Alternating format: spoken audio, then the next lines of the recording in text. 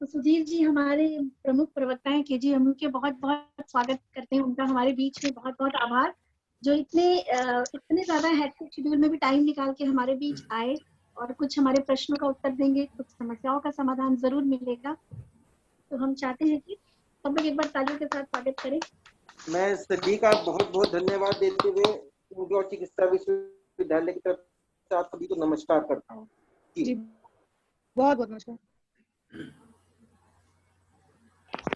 मैं चाहूंगी कि हमारे जो भी यहाँ लोग जुड़े हुए हैं वो अपने क्वेश्चंस पूछें और शुरुआत हो हमारे कार्यक्रम की। डॉक्टर साहब नमस्कार। सबसे पहले मैं आपका स्वागत करता हूं। मैं उमाशंकर दुबे हूं, अध्यक्ष हूं लखनऊ जन कल्याण महासमिति का। और इस कोविड जैसे महामारी में जिस तरीके से किंग जॉर्ज मेडिकल यूनिवर्सिटी और आप लोगों के नेतृत्व में काम हो रहा है, इसके लिए आप बधाई के पात्र हैं। और साथ ही उम्मीद करेंगे कि आज आपके सुझाव, आपके अनुभव से हम लाखों लोगों तक अपनी बात पहुंचा सकेंगे और आपके सुझाव से हम उससे लाभान्वित होंगे। और सबसे पहले डॉक्टर साहब मेरा आपसे सीधा सवाल है कि क्या हम जो कोविड थर्ड फेज की बात की जा रही है, हम इसको किस रूप में देखते हैं और खासकर हम बच्चों के लिए क्या कर रहे हैं, खासकर केजीएमयू की तरफ से? देखिए दुबे जी, सबसे पहले आपका बहुत बहुत धन्यवाद। और हम सभी केवल अपना प्रयास कर रहे हैं और अपना कर्तव्य कर रहे हैं, उसके पश्चात भी जनता का इतना असीम स्नेह, आशीर्वाद और साथ ही साथ सम्मान मिल रहा है, इसके लिए तो सभी का बहुत बहुत धन्यवाद। अभी आपने जो सीधा प्रश्न पूछा है कि जो तीसरी लहर के बारे में, तीसरी लहर के बारे में मैं सबसे पहले आपको स्पष्ट कर दूं कि जब भी कोई आपदाएं आती हैं तो उसके हिसाब से संभावनाएं देखी जाती हैं। जैसे कि जब सबसे पहली फर्स्ट वेव आई थी, फर्स्ट वेव के आने के बाद हम लोगों को कुछ चीजें पता थी और धीरे धीरे आंकड़े जुटाए जा रहे थे। आंकड़े जुटाने के साथ साथ ये भी देखा जा रहा था कि कौन सी दवाएं किस समय किस रोगी में किस स्तर पर कार्य कर पाएंगी। उसके साथ ये दूसरी बार की जो वेव आई, इसमें उन वाले आंकड़ों से मदद मिली, लेकिन साथ ही साथ यह भी हो गया कि हम लोग कई चीजों के लिए तैयार नहीं थे। मसलन जैसे पहली वेव में हम लोगों ने अपेक्षा करी थी कि मरीजों का स्टे ज्यादा नहीं था, तो जब ज्यादा लॉन्ग स्टे नहीं था तो इसलिए जो अस्पताल के जो बेड थे वो पर्याप्त रहे। लेकिन इस बार क्या हुआ कि जो भी मरीज थे उनका हॉस्पिटल स्टे बढ़ गया। हॉस्पिटल स्टे बढ़ने के साथ में क्या हुआ कि जब भी वह मरीज डिस्चार्ज नहीं हो पाया, उसकी जगह दूसरे मरीज की भर्ती संभव नहीं हो पाई और एकदम से एक्यूट शॉर्टेज जो वेव की पीक थी उस पे बेड्स की क्राइसिस हो गई। अब संभावना ये सोची जा रही है, क्योंकि आप सब देख ही रहे हैं कि 18 वर्ष से ऊपर के आयु के जो लोग हैं उन सभी का वैक्सीनेशन टीकाकरण कार्यक्रम चल रहा है। संभावना है कि जब कभी थर्ड वेव आएगी तो हम लोग अभी संभावना व्यक्त कर रहे हैं कि कौन सा सेक्टर होगा जो सबसे ज्यादा अफेक्टेड, सबसे ज्यादा वल्नरेबल हो सकता है। तो निश्चित तौर पर यह समझा जा रहा है, आकांक्षा है कि 18 वर्ष से कम के आयु के लोगों में इंफेक्शन होगा, क्योंकि उनका टीकाकरण नहीं है। साथ ही साथ बच्चों में जिस प्रकार से आप देखते हैं कि स्कूलों को खोलना मजबूरी होगी, एग्जामिनेशंस कराने पड़ेंगे,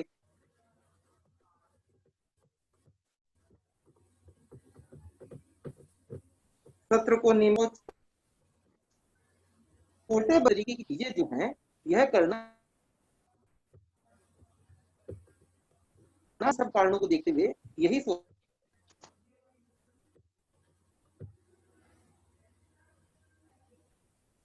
हुए हमारा जो विश्वविद्यालय है उसने निर्णय लिया कि एक तो हम लोगों ने अपना पीआईसी जो मानसिक रोग विभाग है उसमें 100 बेड्स का बना रहे हैं।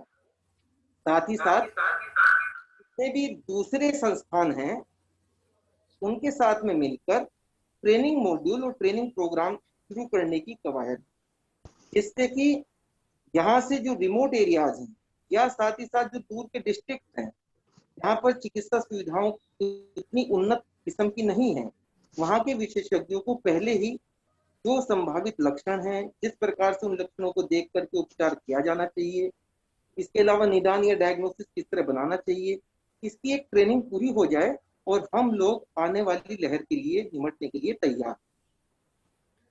बहुत बहुत धन्यवाद डॉक्टर साहब। अब और भी हमारे जो साथी हैं लखनऊ के विभिन्न क्षेत्रों के RWA के पदाधिकारी हैं, ये लोग भी आपसे कुछ सवाल करेंगे, उनकी जिज्ञासाएं हैं। स्वानी जी। मैं चाहूंगी रजनी जी आप अपना प्रश्न सर से पूछिए, Sudhir, doctor Sudhir ji.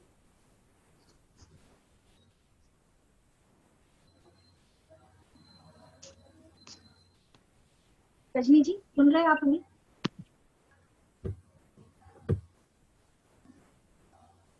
I think कोई टेक्निकल एरर है। रजनी जी हम अभी आपको सुन नहीं पा रहे, आप एक बार अपना माइक चेक कर लीजिए, तब तक हम लोग श्वेता जी की तरफ आते हैं। मैं रिक्वेस्ट करना चाहूंगी कि श्वेता जी अगर आपके पास कोई प्रश्न है तो आप जरूर पूछें, ताकि आपके प्रश्न के द्वारा हम लोगों तक भी कुछ और इंफॉर्मेशन नॉलेज हम तक आए। Thank you. नमस्कार सर, मैं श्वेता त्रिपाठी। मेरा प्रश्न आपसे ये है, क्यों जैसे वैक्सीनेशन को लेके आजकल लोगों में बहुत भ्रम है कि सेफ है कि नहीं है। इनिशियली तो लोग लगवाना नहीं चाह रहे थे, बोल रहे थे कि नहीं ये सेफ नहीं है, और लोगों को तो इस मैटर में मैं चाहती हूँ कि आप थोड़ा सा कुछ बोले, सो दैट लोगों को भी थोड़ा कॉन्फिडेंस आए और वो मैक्सिमम लोग जाके ये वैक्सीनेशन लगवाएं, और उस मतलब हम भी इस चीज से, कोविड से बाहर निकल सके। ठीक है श्वेता जी, अभी सभी लोगों से मतलब गुजारिश करेंगे कि जो जो एक व्यक्ति बोल रहा हो तो बाकी सब म्यूट हो जाए उस समय, सॉरी म्यूट हो जाए उस समय। जहां तक आप इसको मैं थोड़ा सा अनौपचारिक रूप में बताऊंगा। अनौपचारिक रूप से इसलिए कि आप जो भी व्यक्ति इस तरीके की बात करता है उससे एक सिंपल सा क्वेश्चन पहले उनसे पूछिए, क्या उस व्यक्ति के पास वैक्सीनेशन के अलावा कोई विकल्प है? सवाल के जवाब तब दिए जाते हैं कि जब आपके पास में, आपको ऑप्शंस में तब कंफ्यूजन होता है जब मल्टीपल चॉइसेस हो आपके पास। जब आपके पास में कोई किसी तरीके की चॉइस है ही नहीं सिवाय वैक्सीनेशन के, इसको रोकने का और कोई भी प्रावधान हमारे पास में है ही नहीं। देखिए, रोकथाम के लिए केवल वैक्सीनेशन है, अभी ट्रीटमेंट की बात नहीं हो रही है। जो भी व्यक्ति रोग से ग्रसित होगा उसका उपचार किया जाएगा, उसका ट्रीटमेंट किया जाएगा, लेकिन कोई भी दवाएं इस प्रकार से नहीं है जो रोकथाम कर सके। तो सिंपल सी बात है, हमेशा से कहा गया है prevention is better than cure. Prevention करने के लिए वर्तमान चिकित्सा सेवा में इस बीमारी के लिए केवल वैक्सीनेशन की पद्धति ही उपलब्ध है। उसी के द्वारा इसकी रोकथाम या आपको किसी भी तरीके का प्रोटेक्शन दिया जा सकता है। यदि किसी और व्यक्ति के पास इसके अतिरिक्त कोई विकल्प हो तो निश्चित रूप से सामने आए, समाज की रक्षा करें, देश की रक्षा करें, विश्व की रक्षा करें। जी thank you sir. Thank you Shweta, आपने इतना इम्पोर्टेंट क्वेश्चन रेज किया, thank you sir. Rajni ji क्या आपका माइक अभी काम कर रहा है? रजनी जी भी कुछ पूछना चाहती थी सर से। रजनी जी नहीं, हम नहीं सुन पा रहे आपको। चलिए हम आप तक वापस आते हैं, आप एक बार देखिए। रजनी जी आप ऑडिबल नहीं है। मैं हमारे अदर मेंबर्स से रिक्वेस्ट करूंगी कि उनके पास जो भी प्रश्न है, क्योंकि समय बहुत मूल्यवान है सर का, उन्होंने बड़े मुश्किल से टाइम निकाला है, प्लीज अपने प्रश्न आप आपको अनम्यूट करिए, बाकी लोग म्यूट कर लें, जिसका प्रश्न है वो अनम्यूट करें और सर से अपना क्वेश्चन पूछिए। दीक्षा जी। नमस्ते सर, मैं दीक्षा तिवारी हूँ और मैं एक डेंटल सर्जन हूँ। सर मेरा क्वेश्चन ये है कि ये जो थर्ड वेव है कि बच्चों के लिए ये ज्यादा बोला जा रहा है कि उनको ज्यादा इफेक्ट करेगा, तो उसमें क्या कोई अर्ली सिम्टम है कि जिससे पता चल पाए कि हाँ कोई है कि नहीं है, ऐसे कुछ डायग्नोस कर पाए? दीक्षा जी, जहां तक हाँ। उम्मीद है अब तो हम सभी के सभी तमाम तरीके के जो सिम्टम्स हैं उनसे बहुत अच्छे परिचित हो गए हैं। यही फायदा हुआ है फर्स्ट वेव का और सेकंड वेव का। अब तो आपको पता ही है दीक्षा जी, किसी की अगर सूंघने की शक्ति, एनोस्मिया भी अगर हो जा रहा है, सूंघने की शक्ति अगर उसकी कम हो जा रही है, तभी पता लग जाता है कि हाँ इनको कोविड हो सकता है। बाकी सारे के सारे सिम्टम्स बच्चों में भी वही रहेंगे। उसी प्रकार से आपका गला खराब होना, आपको नाक से नाक की समस्या होना, सांस लेने में तकलीफ होना, खांसी का आना, या कोई अनयूजुअल सिम्टम्स भी हो सकते हैं जैसे कि डायरिया या दस्त की प्रॉब्लम हो सकती है। साथ ही साथ जिस ऑर्गन में इफेक्ट होगा, लेकिन मुख्य रूप से जो इसका किसी भी तरीके से जो सामना होता है वो आपके अपर रेस्पिरेटरी ट्रैक्ट, जो ऊपर का जो शरीर का जो सांस लेने का हिस्सा है, जहाँ से नाक और नाक के साथ में जो विंड पाइप है, और विंड पाइप के बाद में जहाँ से आपका लंग्स शुरू होता है, उस एरिया को सबसे ज्यादा अफेक्ट करता है। और उस एरिया को अफेक्ट करने के साथ जो सिम्टम्स होते हैं वो भी उसी एरिया से आते हैं। इसलिए बच्चों में भी बहुत हद तक इसी प्रकार के सिम्टम्स आएंगे। और साथ ही साथ जो मैंने अभी आपको बताया है कि कभी कभी हो सकता है कि बच्चे की जो एक्टिविटीज हो थोड़ी कम हो जाए, क्योंकि थकान होने लगती है, बुखार होने लगता है। तो ये तमाम तरीके के सिम्टम्स हैं। और जो सूंघने की शक्ति है, कि जैसे स्मेल की पावर है, स्मेल की पावर सबसे पहले कम हो जाती है। तो इस प्रकार के सिम्टम्स ही जिस प्रकार के एडल्ट पॉपुलेशन में आएंगे, उसी प्रकार के बच्चों में आने की उम्मीद। तो मेरा एक क्वेश्चन है इसी से रिलेटेड, ये बच्चों का, जैसे दीक्षा जी ने बोला, मेरा ये क्वेश्चन है कि इसके प्रिकॉशन के लिए हम अपने बच्चों को कैसे बचाएं इस चीज के लिए, क्योंकि बच्चों के लिए तो अभी वैक्सीनेशन भी नहीं आई है।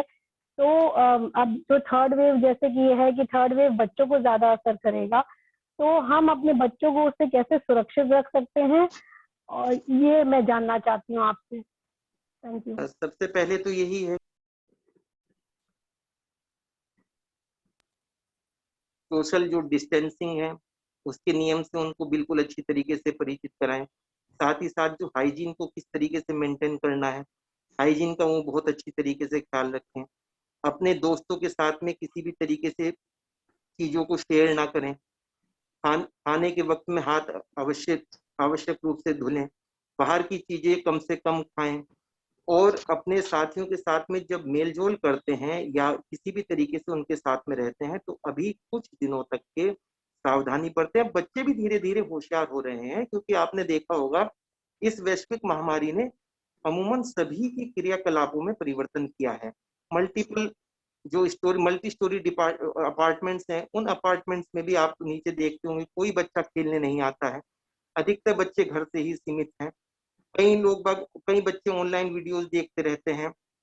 उस पे भी तमाम तरीके की जो ये 2 गज की दूरी, साथ ही साथ हाथ धुलने की, मास्क को लगाए रखने की, ये सब तरीके की जो है प्रिकॉशंस या किसी भी तरीके के प्रिवेंटिव मेजर्स बताए जा रहे हैं। तो उनका पालन बच्चों में भी कड़ाई से हम सबको करना होगा, उन्हीं को जागरूक करना होगा। साथ ही साथ उनको आप कोई प्रलोभन दे सकते हैं, प्रलोभन में कि अगर वो उससे कह सकते हैं कि बेटा अगर आपने ये चीज सीख ली तो हम आपको, मतलब इसमें इतने, हम अपने घर का ही एक टेस्ट कर रहे हैं उसमें इतने मार्क्स देंगे, हम आपको किसी भी तरीके की कोई अच्छी खाने की चीज बना के देंगे। तो कहने का तात्पर्य यह है कि जितनी ज्यादा से ज्यादा जागरूकता बच्चों के अंदर पैदा कर सकते हैं हम लोग कर सकते हैं, यही प्रिवेंटिव मेजर्स हैं। और इन्हीं से हम लोगों को काफी हद तक कामयाबी मिल सकती है। Thank you sir. सर इसमें एक चीज और मैं थोड़ा सा जानना चाहूंगी कि जैसे बड़े लोग तो विटामिन सी और ये सारी चीजें प्रिकॉशनरी बेसिस पे लेते हैं, हम लेते हैं, पर क्या हम बच्चों को वो चीज दे सकते हैं? क्या वो सेफ है बच्चों के लिए? Thank you. दे तो सकते हैं, पर किसी की भी अधिकता ना करें। और अच्छी बात यह है श्वेता जी, आपने बहुत अच्छा मेरा दिमाग भी उधर की तरफ आपने डाइवर्ट किया है। बच्चों के साथ में यही सबसे अच्छा रहेगा कि उनकी इम्यूनिटी आप सभी लोगों से बहुत ज्यादा है। तो इसलिए इम्यूनिटी उनकी जब अच्छी रहेगी, उसी इम्यूनिटी की वजह से उन लोगों में, यही वजह भी है कि 18 से कम की आयु के लोगों का टीकाकरण सबसे बाद में किया जा रहा है। क्योंकि भले ही वो, अगर उनके अंदर इन्फेक्शन होगा भी, तो इन्फेक्शन के ठीक होने की दर बाकी सब लोगों से बहुत अधिक रहेगी। Thank you sir. मैं एक क्वेश्चन करना चाहूंगी, कर सकती हूँ? हाँ नताशा, आप पूछिए। सर जैसे पहले वैक्सीन के डोज के बाद हम जब दूसरा वैक्सीन ले रहे हैं, तो उसके बाद भी हमारे चांसेस हैं क्या कोविड पॉजिटिव होने के? हमें उसमें कितना प्रिकॉशन रखना चाहिए? जैसे अभी रखते हैं वैसे ही रखना चाहिए क्या after second dose of vaccination? देखिए, किसी भी साइंस की अपनी लिमिटेशंस हैं, और साइंस की लिमिटेशंस में यही होता है कि एब्सोल्यूट फिनोमिना कुछ नहीं होता। कोई भी चीज 100% एब्सोल्यूट नहीं होती। यही वजह होता है कि किसी की भी हम लोग परसेंटेज के हिसाब से देखते हैं। जैसे कि आपसे कहा जाएगा कि भाई आप 60 to 70% प्रोटेक्शन मिल जाएगा। यदि आप सेकेंड डोज लगाएंगे तो यही प्रोटेक्शन जा करके 80 to 90% हो जाएगा। उसमें से 10 से 20% में कौन व्यक्ति आएगा, यह कहना या इस प्रकार का निष्कर्ष निकालना किसी के भी लिए संभव नहीं है। ना ही इस प्रकार के कोई टेस्ट होते हैं।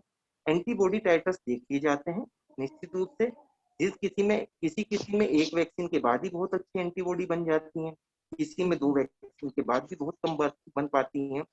तो ये बेसिकली इंडिविजुअलाइज्ड रेस्पॉन्स है बॉडी का।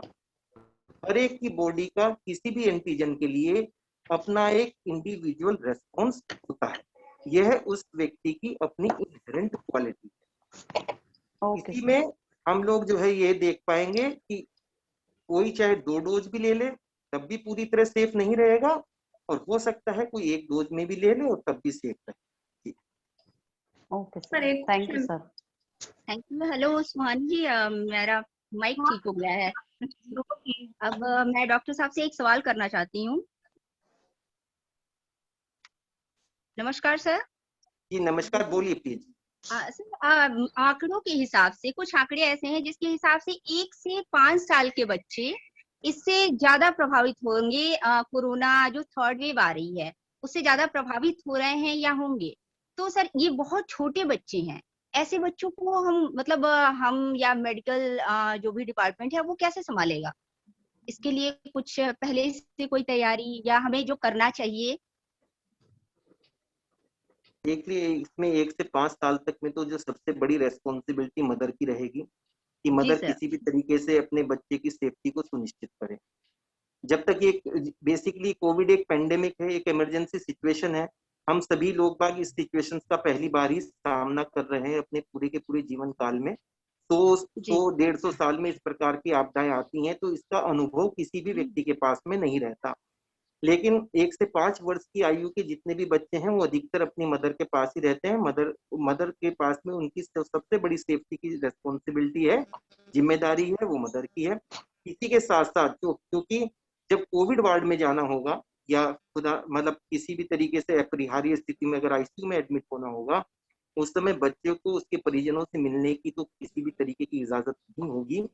इन्हीं सबको देखते हुए हमारे यहाँ जितने भी स्टाफ नर्स हैं, हमारे यहाँ जितने वार्ड बॉयज हैं, हमारे यहाँ जितने भी डॉक्टर्स हैं, इन सब की अपनी एक स्पेशल ट्रेनिंग चल रही है। और साथ ही साथ ये सभी के सभी अभी भी पीआईसीयू एनआईसीयू जो सुविधाएं हैं वो चलाने के लिए ये सभी के सभी सक्षम है। ये सभी अपने जो एक्सपीरियंसेस हैं, अपने जो अनुभव है, अपने साथियों के साथ साझा कर रहे हैं, क्योंकि एक बड़ी टीम की जरूरत होगी। जो व्यक्ति एडल्ट आईसीयू में काम करते हैं, पीडियाट्रिक आईसीयू में काम नहीं करते हैं, उन एडल्ट आईसीयू के वर्कर्स का पीडियाट्रिक आईसीयू के वर्कर्स के साथ में हम लोग इंटरेक्शंस करा रहे हैं, जिससे कि वो लोग आने वाली परिस्थितियों में पीडियाट्रिक आईसीयू चला सकें।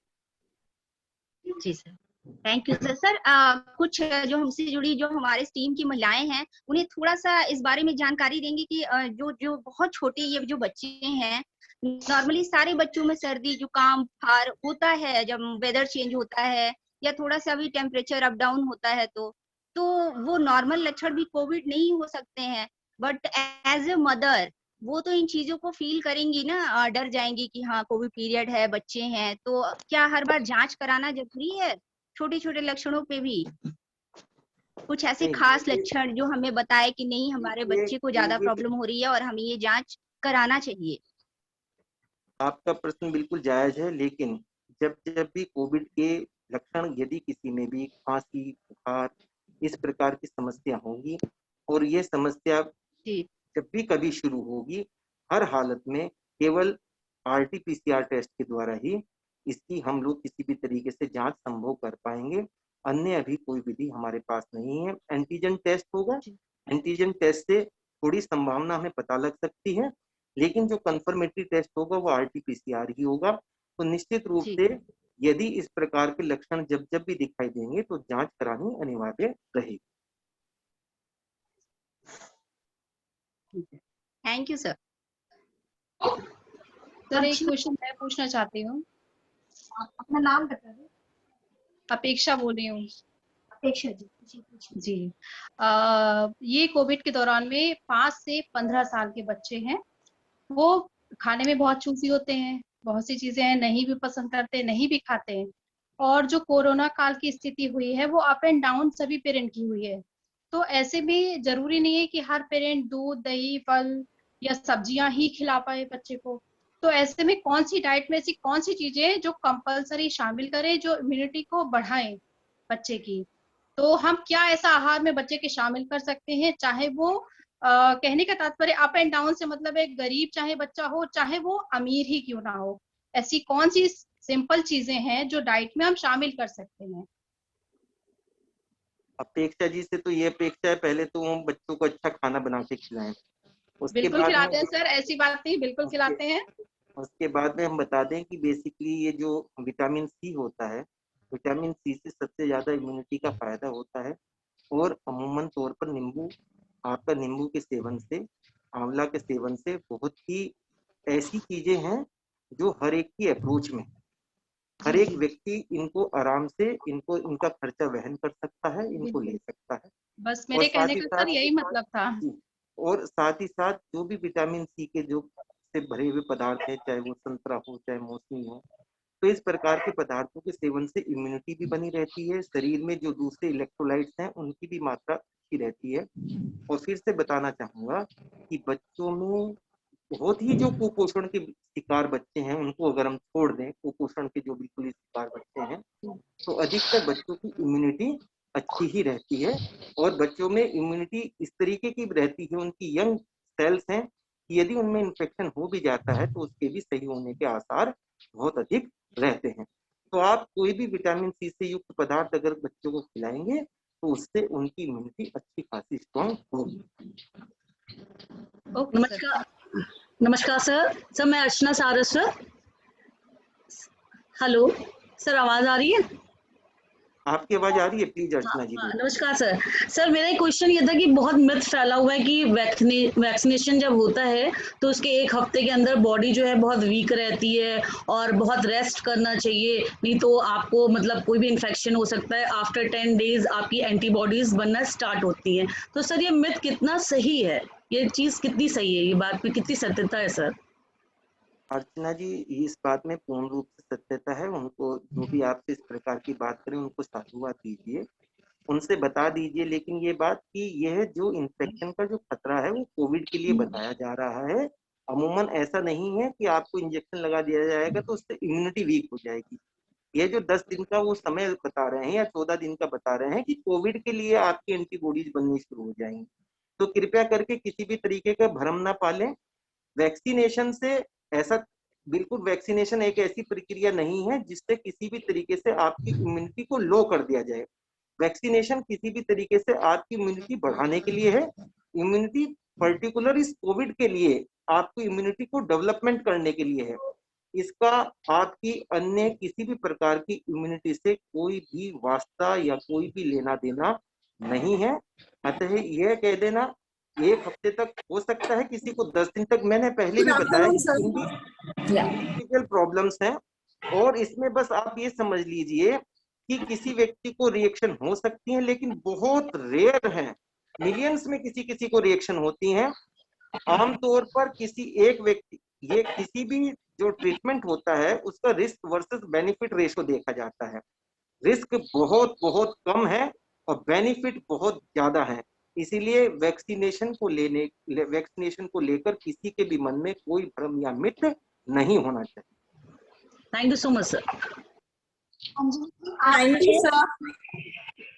साने जी, मैं क्वेश्चन करूँ? बिल्कुल, अपना नाम बता दीजिए बस।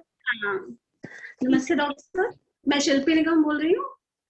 डॉक्टर सर, मेरा क्वेश्चन है कि हम बच्चों को ये फिजिकल रूप से तो तैयार कर लिया है हमने बच्चों को, लेकिन सेकेंड वेव ने बच्चों को मेंटली इतना ज्यादा डिस्टर्ब कर दिया है, तो हम उनको मेंटली कैसे प्रिपेयर करें? क्योंकि सेकेंड वेव में बहुत कुछ लोगों ने खोया है, तो बड़े बड़े ही हिल गए हैं, तो बच्चे तो इस समय बहुत ही ज्यादा डिस्टर्ब हैं।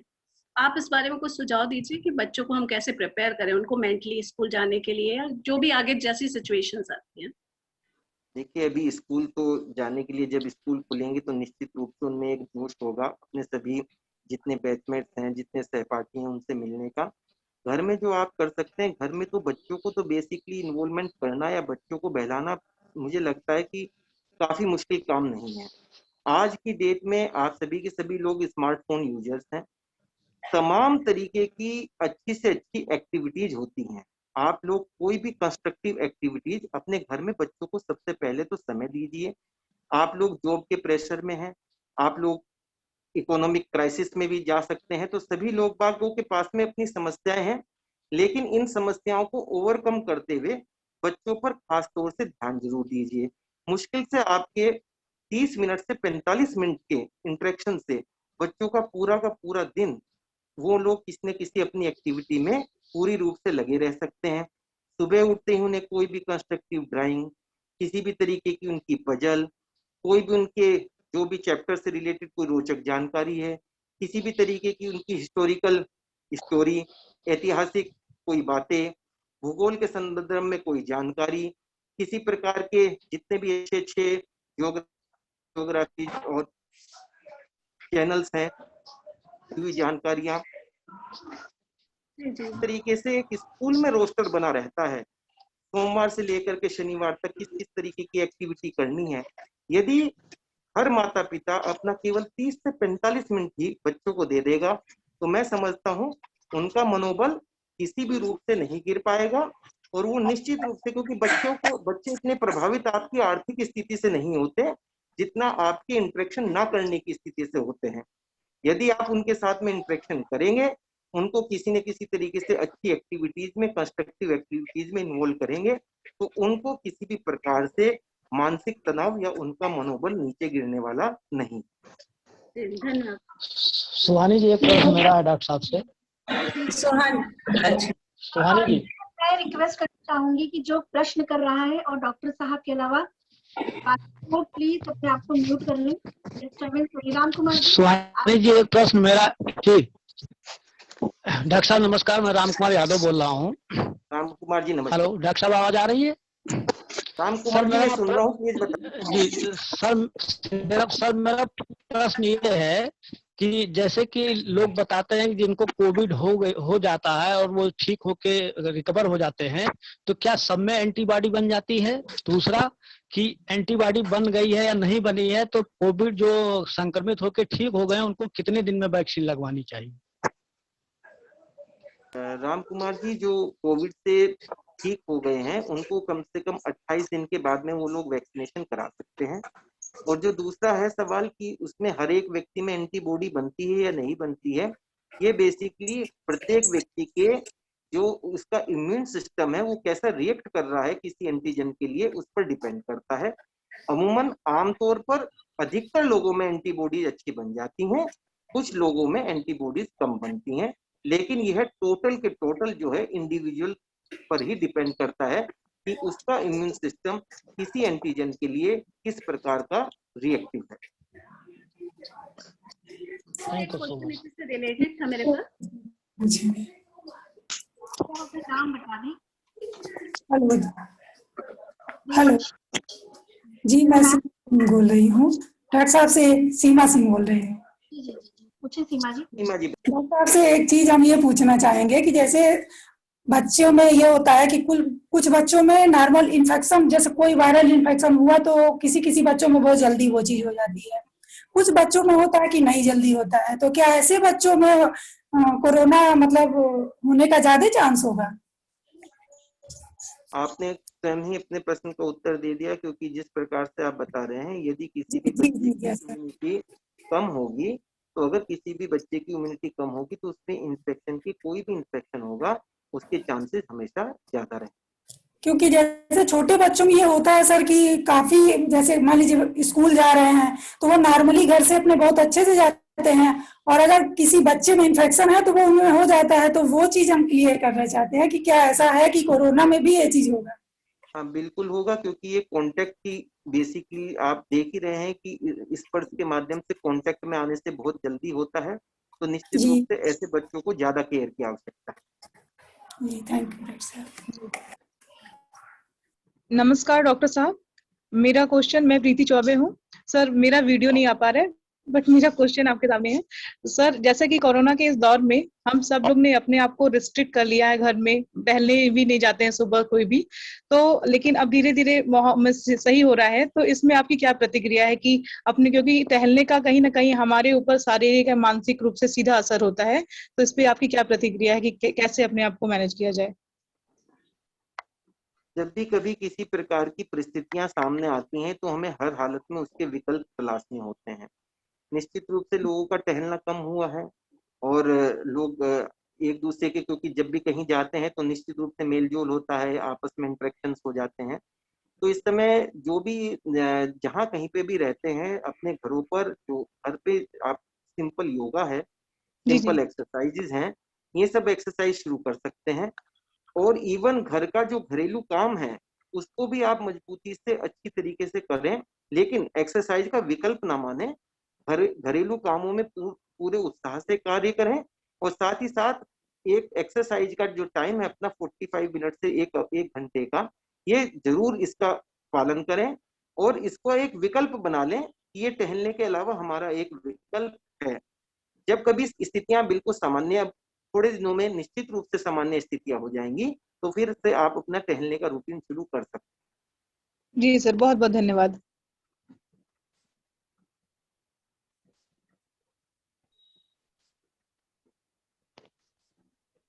और हमारे किसी भी मेंबर के पास कोई प्रश्न हो डॉक्टर साहब के लिए, जरूर पूछे।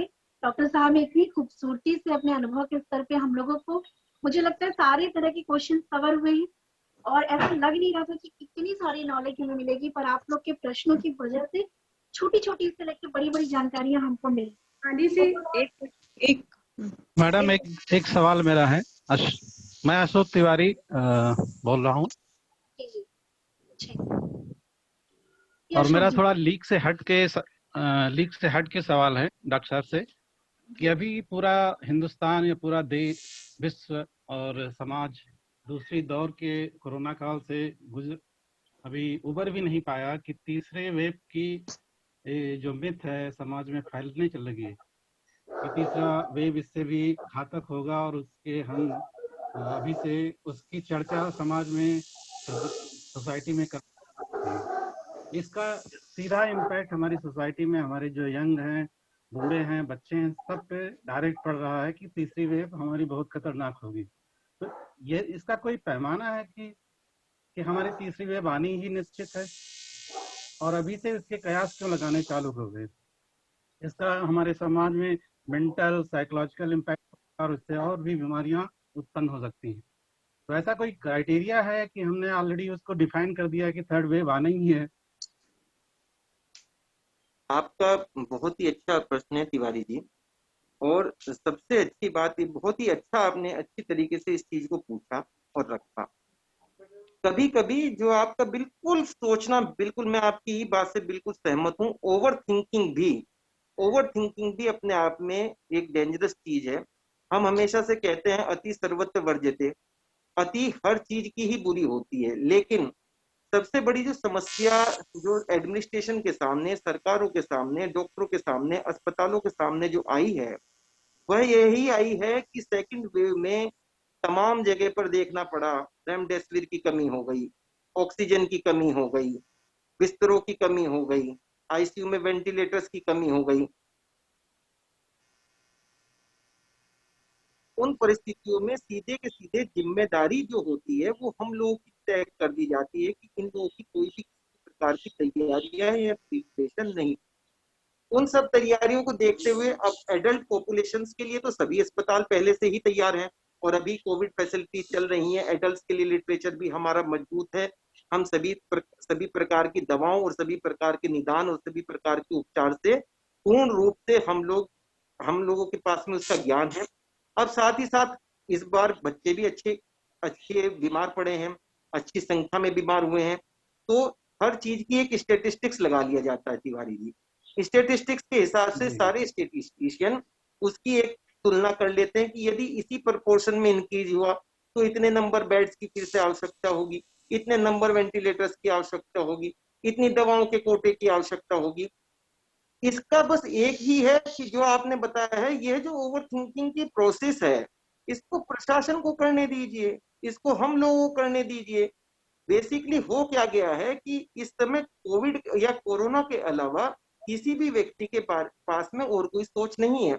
तो पूरा का पूरा जो मीडिया में लोग बाग जो न्यूज चैनल खोले बैठे रहते हैं, अननेसेसरी का अपना ज्ञान में वृद्धि करते रहते हैं कि तीसरी वेव आएगी तो उसमें ये होगा, दूसरों से इसी प्रकार के चीजों को डिस्कस करते रहते हैं।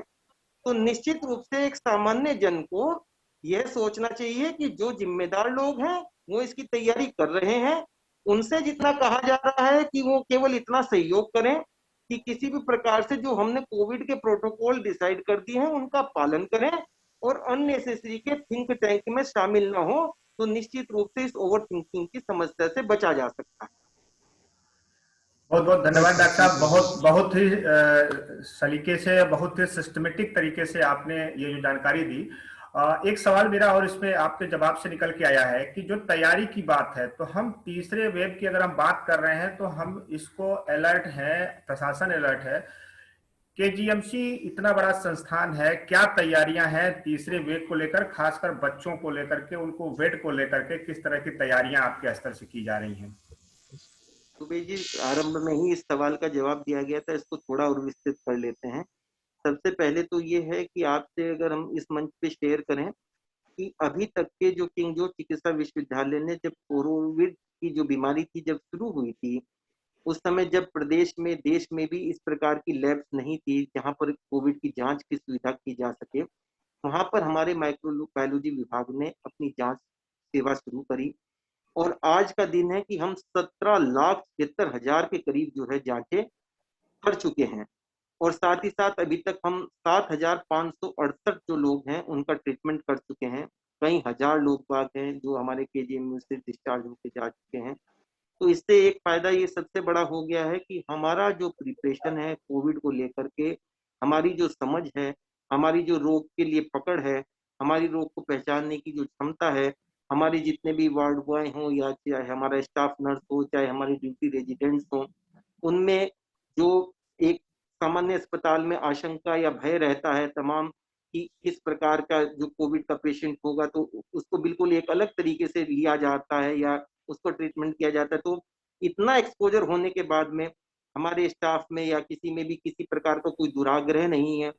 तो इस प्रकार की बीमारियों के लिए मानसिक रूप से हमारा पूरा स्टाफ, हमारे सारे डॉक्टर्स सब पूरी रूप से तैयार हैं, क्योंकि मानसिक तैयारी भी अपने आप में एक बहुत बड़ी तैयारी है। संसाधनों की बात करें तो हमारे पास में बहुत उच्च कोटि की उन्नत माइक्रोबायोलॉजी की लैब है, जिसके द्वारा हम लोग आरटीपीसीआर की जो रिपोर्ट्स है वो भी हम 5 से 6 घंटे में या आवश्यकता अनुसार कभी कभी होता है तो जिनमें आकस्मिक सर्जरी की या किसी प्रकार से अगर कोई गर्भवती महिला है उसको प्रसव पीड़ा है तो उसमें और जल्दी उसको आरटीपीसीआर की फैसिलिटी हम लोग अवेलेबल करा देते हैं। तो हमारे पास जो सबसे मजबूती है कि हमारे पास में कोविड टेस्टिंग की बहुत अच्छी सुविधा इस समय हमारे पास उपलब्ध है, मैन पावर भी है और साथ ही साथ इसमें पारंगत जितने हमारे स्पेशलिस्ट हैं वो भी हैं। अब इसके अतिरिक्त केजीएमयू में हमारे पास में एक बहुत बड़ा अस्पताल है जिसमें विभिन्न प्रकार के लगभग हमारे पास में 55 डिपार्टमेंट हैं, इसमें तमाम तरीके के स्पेशलिस्ट हैं, रेजिडेंट्स की एक बहुत अच्छी संख्या है। तो हमें किसी भी प्रकार से किसी अन्य अस्पताल से विशेषज्ञ से परामर्श लेने की आवश्यकता नहीं होती। इंटर डिपार्टमेंटल कोऑर्डिनेशन बहुत अच्छा है। तो ये हमारी दूसरी तैयारी है, अर्थात हमारा मैन पावर अपने आप में पूरी तरीके से तैयार है। अब बचे हुए जो हमारे संसाधन हैं उनको हम डेवलप कर रहे हैं, बेड्स की स्ट्रेंथ को हम बढ़ा रहे हैं, किसी भी तरीके से हर जगह पे ऑक्सीजन के जो पाइप्स हैं, ऑक्सीजन की सुविधा है उसको हम लोग सुनिश्चित कर रहे हैं। अपनी हमारी जो स्टोर्स में उपलब्ध रहने वाली दवाइयां हैं वो अच्छे तरीके से उपलब्ध रहें, ये हम लोग सुनिश्चित कर रहे हैं। हमारे तमाम तरीके के मॉनिटर या दूसरे एंसिलरी इक्विपमेंट्स, चाहे वो वेंटिलेटर हो चाहे बाईपैप हो, इस प्रकार की फैसिलिटी कभी भी कमजोर ना हो, इस प्रकार की भी हम लोग तैयारी कर रहे हैं। चाहे वो इंफ्रास्ट्रक्चर हो, चाहे मैन पावर हो, चाहे स्पेशलाइजेशन हो या किसी भी तरीके की टेक्निकल आपकी लेबोरेटरीज हो या रेडियो डायग्नोसिस की, चाहे सीटी स्कैन, एमआरआई की सुविधा हो, एक्सरे की सुविधा हो, अल्ट्रासाउंड की सुविधा हो, तो इन सब तमाम पहलुओं पे हम लोगों ने पहले से ही अपना एक थिंक टैंक डेवलप कर रखा है। डेली टास्क फोर्स की मीटिंग होती हैं और इसके साथ साथ हम लोग एक मजबूत डाटा अपना स्टेटिस्टिक्स किस प्रकार के पेशेंट आ रहे हैं, उन किस प्रकार के पेशेंट में इंडिविजुअलिस्टिक अप्रोच के साथ में क्या ट्रीटमेंट देने का फायदा रहेगा, रिसर्च पे हम लोग तमाम फोकस लगाए हुए हैं। इवन जो म्यूकरमाइकोसिस के जो पेशेंट आए हैं वो भी आप लोगों ने सबसे ज्यादा देखा होगा कि केजीएमयू में उसका ट्रीटमेंट हुआ है। 200 से अधिक म्यूकरमाइकोसिस के पेशेंट्स का ट्रीटमेंट हम लोग कर चुके हैं, क्योंकि यहाँ पर ब्रॉड स्पेशलाइजेशन भी है और सुपर स्पेशलाइजेशन की फैसिलिटी भी उपलब्ध है। तो मैं दोबारा से कहूँगा, चाहे इंफ्रास्ट्रक्चर्स हो और चाहे मैन पावर हो, चाहे स्पेशलाइजेशन हो, चाहे लेबोरेटरीज हो या मशीन्स की हो, हम तमाम तरीके के पहलुओं पर अपनी तैयारी पूरी कर चुके हैं। बहुत बहुत धन्यवाद डॉक्टर साहब। अभी हमारे साथ अभी मैं देख पा रहा हूँ डॉक्टर शिवम त्रिपाठी जी जुड़े हुए हैं। मैं थोड़ा सा बताना चाहूंगा शिवम जी, इस पूरे कोरोना काल में जनता को कैसे ऑक्सीजन मिले, कैसे किसको इलाज मिले, रात भर किसी का भी कॉल आता था तो वो उनको सुझाव देते थे, सहयोग करते थे। डॉक्टर साहब शिवम जी, हमको सुन पा रहे हैं आप? शिवम जी, आवाज आप तक पहुंच रही है? लगता है डॉक्टर साहब शिवम जी से मेरी बात नहीं हो पा रही है, आवाज नहीं बोल, कुछ टेक्निकल कारण से। और भी हमारे जो सहयोगी हैं, साथी हैं, पूरे लखनऊ के अपार्टमेंट के और इंडिपेंडेंट हाउस और यहाँ के लखनऊ के निवासी विवेक शर्मा जी सहित और भी बहुत से लोग जुड़े हुए हैं। डॉक्टर साहब से जो सवाल है, अगर आपके अंदर कोई जिज्ञासा है तो उसको पूछ सकते हैं। सर एक क्वेश्चन मेरा था, डॉक्टर साहब मुझे ये पूछना था, जो आपने कहा कोविड पेशेंट है वो 28 दिन बाद, अब ठीक होने के बाद 28 दिन बाद वैक्सीनेशन करवा सकते हैं, लेकिन जरूरत होगी क्या? आज बीच में ब्रेक हुई है जी डॉक्टर साहब, मुझे ये पूछना था कि जो कोविड पेशेंट ठीक हो गए, आपने कहा 28 दिन बाद वो वैक्सीनेशन करवा सकते हैं, सुनाई दे रहा है? आपने बिल्कुल सही सुना है, प्लीज बताइए। नहीं तो फिर सर उसमें एंटीबॉडी टेस्ट कराने की जरूरत है? नहीं, किसी प्रकार के एंटीबॉडी टेस्ट कराने की आवश्यकता नहीं। जी, क्योंकि कुछ केसेस खराब हो रहे हैं तो उसमें यही कहा जा रहा है कि बॉडी बहुत ज्यादा पहले से एंटीबॉडी बन जाती है, उसके बाद वैक्सीनेशन हो जाता है, तो कुछ वैक्सीनेशन का मतलब दुष्प्रभाव भी पड़ रहा है, कुछ लोग कैजुअलिटीज भी हुई हैं। मैंने कहा हमारे जो संस्थान के पास इस प्रकार की अभी कोई स्टडी या डाटा उपलब्ध नहीं है, और इसमें जो है हम लोगों के जो ट्रांसफ्यूजन मेडिसिन डिपार्टमेंट है उनकी अपनी जानकारी के हिसाब से जो भी कोविड का पेशेंट है अपने ठीक होने के 28 दिन के बाद में वैक्सीनेशन करा सकते हैं। Thank you sir, thank you so much. Sir मेरा एक क्वेश्चन है।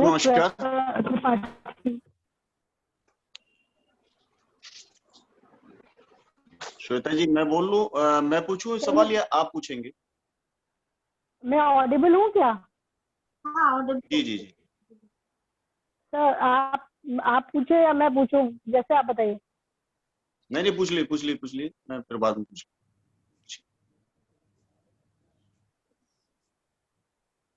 हेलो, आप पूछ लीजिए मैडम। जी मैं सर मेरा एक क्वेश्चन है कि जो कोविड पेशेंट होते हैं जब वो रिकवर कर जा रहे हैं तो आजकल एक ब्लैक फंगस भी हो रहा है, सुनने में ये आ रहा है कि जो ये शुगर के पेशेंट हैं उनको ही हो रहा है, क्या ये सही है या नॉर्मल इंसान को भी हो जाता है? और इससे हम क्या बचें, मतलब इसके लिए क्या प्रिकॉशन लें कि हम कोविड अगर हमें किसी को भी कोविड हुआ है और उसके बाद हम इस ब्लैक फंगस से कैसे बच सकते हैं, इसके लिए क्या प्रिकॉशन लिया जा सकता है? Thank you. सबसे पहले तो इसमें आपने मतलब जो बताया है, अधिकतर जो डायबिटिक पेशेंट्स हैं उनमें अधिकतर में ये समस्या है। उसके अलावा जब भी कभी हॉस्पिटल में स्टे बढ़ जाता है, हॉस्पिटल में जब भी कभी व्यक्ति का आप बहुत ज्यादा दिन तक इलाज चलता है, ऐसे सभी व्यक्ति जो होते हैं उनमें अमूमन जो मतलब जिसको कहते हैं अनयूजुअल इन्फेक्शन के चांसेस काफी ज्यादा हो जाते हैं। जो व्यक्ति स्टेरॉइड की हाई डोज पर है, जिनमें स्टेरॉइड का कोर्स लंबा चला है, क्योंकि आपने देखा है कि कोविड के जो पेशेंट्स हैं उनमें साइटोकाइन स्टॉर्म बहुत हुआ है। साइटोकाइन स्टॉर्म्स की वजह से ही बेसिकली सारे के सारे जितने भी उनके सिम्टम्स हैं या रेस्पिरेटरी फेलियर्स हुए हैं, इस स्टॉर्म्स की रोकने के लिए हम स्टेरॉइड की डोज देते हैं। जिनमें ज्यादा लंबे समय तक के स्टेरॉइड की डोज दी जाती है उनकी इम्यूनिटी कम हो जाती है। यह जो फंगस है ये तो वातावरण में है, हमारी इम्यूनिटी स्ट्रॉन्ग रहती है, इम्यूनिटी स्ट्रॉन्ग होती है, साथ ही साथ इसी इम्यूनिटी के स्ट्रॉन्ग होने की वजह से हम लोगों को फंगल इन्फेक्शन नहीं होता। जिन व्यक्तियों की इम्यूनिटी लो हो जाएगी वो कई कारणों से हो सकती है। तो कोविड अपने आप में एक कारण है, डायबिटीज का कारण है, लॉन्ग जितनी भी हाई डोज में स्टेरॉइड इसमें अपने आप में एक कारण है। इसकी वजह से उन लोगों को वो लोग ज्यादा प्रोन होते हैं। साथ ही साथ इसमें जैसे कि आप अगर स्टीम इनहेलेशन लेते हैं, आप अगर स्टीम यूज करते हैं तो आप उसका पानी है लगातार बदलते रहें। मास्क है, मास्क लगातार साफ करें। ऑक्सीजन मास्क है तो उसको भी लगातार चेंज करते रहें। पाइप की स्थिति देखें, जितनी भी पाइप आपके ट्रीटमेंट में लगी हुई हैं तो वहां पर वो, और साथ ही साथ अगर नमी में कोई चीजें रखी हैं तो उस प्रकार के सेवन से बचें। फंगल इन्फेक्शन होता है, फंगल इन्फेक्शन का क्लिनिकल डायग्नोसिस बन जाता है। अधिकतर ये जो फंगल इन्फेक्शन म्यूकरमाइकोसिस है, इस केस में साइनो, जिसको कहते हैं साइनोनेजल ट्रैक्ट, हमारे जो साइनस हैं और साथ साथ नेजल कैविटी है, इनको सबसे ज्यादा अफेक्ट कर रहा है, ब्रेन को इफेक्ट कर रहा है। तो इसकी पकड़ जब भी कभी हो, विशेषज्ञ से जल्दी अगर कभी भी आंख में है, आंख में रोशनी का कम होना, आंख में किसी प्रकार का लालपन हो जाना, फिर उसके बाद उस स्थान का कालापन हो जाना महसूस होने लगे तो तुरंत की तुरंत उसको चिकित्सीय परामर्श ले लेना चाहिए। और ऐसा नहीं है कि प्रत्येक कोविड के रोगी को ये हो रहा है। निश्चित रूप से जो पहला आपका तथ्य था डायबिटीज के पेशेंट में, और जिसमें लॉन्ग डोज में स्टेरॉइड चला है, हाई डोज में स्टेरॉइड चला है, काफी दिनों तक चला है, उनमें अमूमन ये समस्या देखी गई। Thank you sir. धन्यवाद डॉक्टर साहब। डॉक्टर साहब, मैं विवेक शर्मा। जी शर्मा जी। डॉक्टर साहब, एक अभी कोरोना जब चालू हुआ था तो एक किट बांटी गई थी, एक किट बनाई गई थी बड़े लोगों के लिए, कि उसमें एक पैरासीटामोल थी, जिंक थी, विटामिन सी की कुछ टैबलेट्स थी, कुछ अदर्स और भी दवाइयां थी जो सब लोगों को यूज करना था। आज मैं केवल बच्चों के लिए पूछना चाहता हूं कि अगर इस तरीके का कुछ डायग्नोस होता है किसी बच्चे में, तो प्राइमरी जो आपने बताया कि मदर ही उसको ध्यान देंगी, तो कौन सी दवाइयां वो यूज कर सकती हैं इस कोरोना काल में, अगर ऐसे कोई सिम्टम दिखाई देते हैं? और दूसरा दूसरा एक क्वेश्चन और भी है कि जो लोग अभी मैं देख रहा हूं कि हाँ यहाँ टहलते हैं कॉलोनी में या रोड पर, वो मास्क लगाकर टहलते हैं, तो क्या वॉकिंग वगैरह या रनिंग जो है वो मास्क लगाकर करनी चाहिए या मास्क हटाकर करनी चाहिए? वॉकिंग तो जहां तक आप उम्मीद है कि मास्क लगाकर कर भी सकते हैं, पर रनिंग को यूजुअली मास्क से बचाना चाहिए। ठीक है। और सबसे बड़ी आवश्यकता यह है कि जब इस प्रकार का, मैं बार बार लोगों से सबसे यही अपील कर रहा हूँ कि वैश्विक महामारी का दौर है, अनयूजुअल सिचुएशन है, तो सभी के सभी बहुत ज्यादा नॉर्मलसी की तरफ क्यों जाना चाहते हैं? मतलब आपदा को आपदा की तरीके से ही ट्रीट कर लें कुछ दिनों तक के, जैसे हमने बताया है कि ये घूमने से आपको हो जाएगा, बाहर की हवा को सांस, परंतु अधिकतर जब आप बाहर घूमने जाते हैं, मॉर्निंग वॉकर्स के अपने ग्रुप, आपका मेल जोल बढ़ता है, आपको इन्फेक्शन होने की चांसेस बहुत ज्यादा रहती हैं। घरों में आप योगा करके, घरों में आप एक्सरसाइज कर सकते हैं, एरोबिक एक्सरसाइज कर सकते हैं, मास्क के बगैर एक्सरसाइज बड़े आराम से कर सकते हैं। कुछ दिन तक अपनी जो दिनचर्या है इसको थोड़ा सा परिवर्तित कर लें। मैं इसलिए, मेरे से इतर बहुत से विशेषज्ञों की राय है कि नहीं, वॉकिंग जारी की जा सकती है, वॉकिंग कर लेनी चाहिए, परंतु जो मेरा है, मैं अपनी तरफ से सोचता हूं कि किसी भी तरीके से जब ये आपदा की स्थिति है, इसमें आपके पास में आपदा नियंत्रण के हिसाब से ही आपके पास में समाधान होने चाहिए। तो इसमें आप अपनी दिनचर्या को थोड़ा सा परिवर्तित कर सकते हैं, घर में रह करके उसको एक्सरसाइज में चेंज कर सकते हैं। दूसरी बात जो आपने पूछी थी कि बच्चों के लिए क्या स्पेशल, बच्चों के लिए जहां तक उम्मीद है कि जो एडल्ट डोज होती है, पीडियाट्रिक डोज है, उनमें आपस में डिफरेंस रहेगा। और साथ ही साथ अभी उसमें क्या कोई और नई दवाइयां ऐड करेंगे, जैसे कि doxycycline, ivermectin, vitamin C, vitamin zinc, और कुछ में हमने एजिथ्रोमाइसिन की एक किट डेवलप करी थी, क्या वही दवाइयां रहेंगी? दवाइयां वही रहनी चाहिए, और उसमें साथ ही साथ जो डोज है वो निश्चित रूप से उसमें परिवर्तन किया जाएगा। परंतु बाल रोग का विशेषज्ञ नहीं होने के कारण मैं पूर्ण रूप से आपको ये नहीं बता पाऊंगा कि क्या इसमें कोई और नई दवा ऐड की जाएगी या नहीं की जाएगी।